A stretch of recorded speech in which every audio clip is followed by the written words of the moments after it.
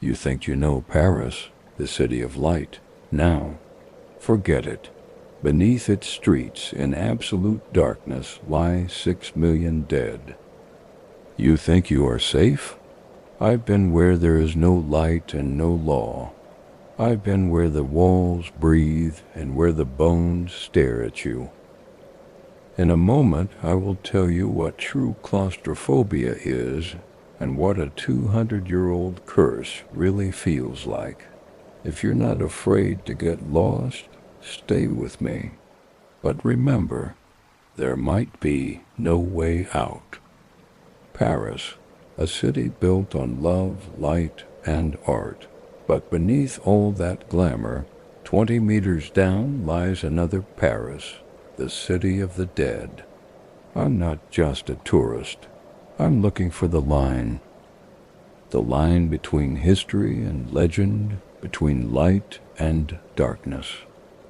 I am descending into the catacombs, where, on either side of me, stand walls stacked with 6 million human skeletons.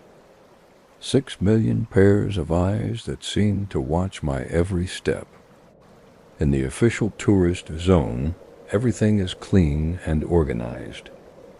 But that's not why I'm here.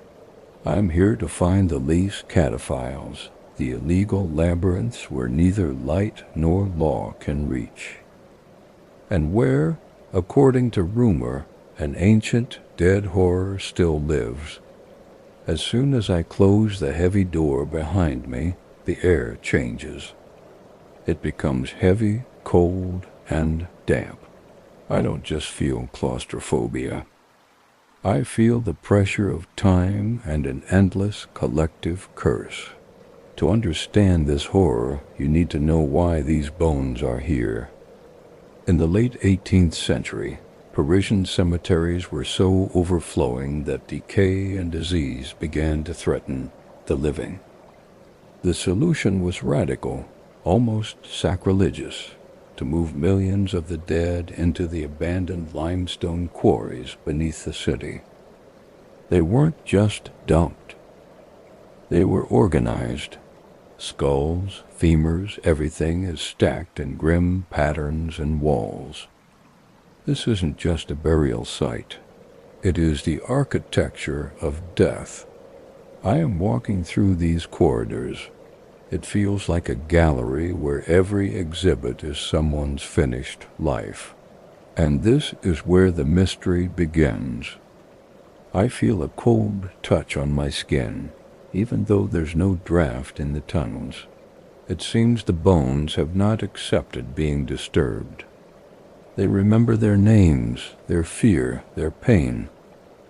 It's especially chilling when I reach the section where, they say, lie the victims of the French Revolution. During the Reign of Terror, they were simply dumped here. And the legends speak of the voices of the night, whispers and weeping that can be heard deep in the darkness. The voices of those who died in rage and suddenness. I don't want to listen, but they want me to listen. The tourist path ends. I stand at a small, dark crawl space, hidden behind a wall of bones. This is my ticket to the real nightmare. I am breaking the law. I am going into the forbidden zone. The tunnels here become chaotic. No light, no signs. Only a compass, my flashlight, and the feeling that I've entered a bone labyrinth created by a mad deity. Everything is different here. The air is thicker. On the walls are old, faded graffiti and symbols left by those same cataphiles. They are the only ones who know these endless kilometers of tunnels, and not all of them are merely explorers. The rumors about this zone are the most terrifying. About the satanic rituals and strange gatherings held here in the 1980s, about people who descended here to end their lives and whose bodies were never found. I am walking in the footsteps of someone's disappearance. I find a small, dark room. On the floor are traces of candles and dried stains that I don't want to identify. And suddenly, my flashlight dies. Completely. I am left in absolute, utter darkness. I can see nothing. I can only feel. Feel that I am not alone here.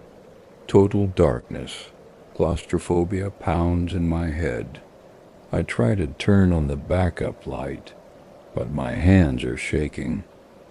In this darkness, which is impossible to describe, I hear a sound. Not a whisper, not a scream. It's a scraping sound, and it's getting closer. It's coming from somewhere behind the bone wall, to my right. It sounds like something heavy being dragged across the wet stone. I press my back against the wall, feeling the coldness of the bones through my thin jacket. My heart is beating so loud it feels like it can be heard on the surface. I finally switch on the flashlight. A sharp beam of light. I aim it at the sound. And I see it. I see nothing. I only see an endless tunnel of bones, but on the wall, right where the sound just was, there is a fresh mark. A handprint that has left a damp, dark smear across the skulls. It's not my print, and it couldn't be old. I turn to run, but I see a shadow. It's not my shadow from the flashlight. It's a dense, coal-black shadow that is moving in the far corner of the tunnel. It doesn't look human. It looks like an air distortion, a pure concentration of dread. It slowly glides along the wall, past the rows of skulls, and is looking at me with 6 million eyes. I abandon everything and run. No compass, no thought. Only the instinct to survive. I run blindly, feeling that the pursuer isn't running. It simply exists in all tunnels simultaneously. I don't know how I found the exit. The hours spent down there merged into one single, endless moment of panic. One moment I was stumbling in the darkness.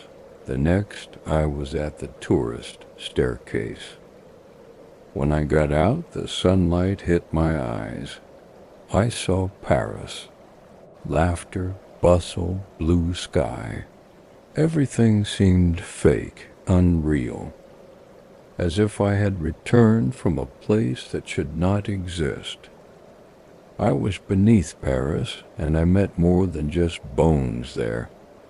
I met a spirit that refused to rest, a spirit born from violence, fear, and the sacrilegious relocation of millions of bodies. What do the catacombs take? They take your belief in safety. They force you to forever remember, beneath the beauty there is always darkness. I will not tell anyone what I saw down there in the dark, because I feel like I took a vow of silence, because whatever lives in the catacombs is waiting for me to return.